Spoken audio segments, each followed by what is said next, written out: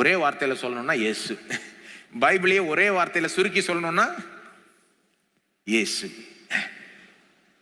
இயேசுவை பற்றி தானே இந்த ரகசியம்.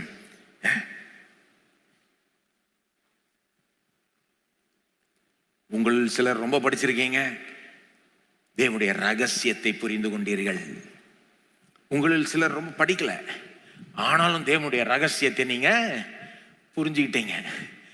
நம்ம சிலர் நமக்கு ஒன்றும் தெரியாது, எல்லாத்த பற்றியும் எல்லாமே தெரிய தேவையில்லை. வாழ்க்கையில வெற்றி பெறணும்னா எல்லாத்த பற்றியும் எல்லாமே தெரிய தேவை இல்லை. திரும்ப சொல்லிட்டா, வாழ்க்கையில வெற்றி பெறணும்னா எல்லாத்த பற்றியும் எல்லாம் தெரிய தேவையில்லை. மிக முக்கியமான காரியத்தை நல்லா தெரிஞ்சுக்கணும்.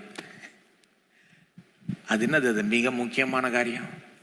நம்முடைய ஆண்டவராகிய இயேசு மிக முக்கியமான நபர்.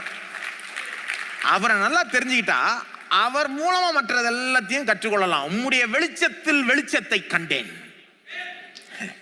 கர்த்தருக்கு பயப்படுகிற பயமே ஞானத்தின் ஆரம்பம். கர்த்தர்னா யாரு? புதிய ஏற்பாட்டின் வெளிச்சத்தோட வாசித்தீங்கன்னா இயேசு. இயேசுவுக்கு பயப்படுகிற பயமே ஞானத்தின் ஆரம்பம்.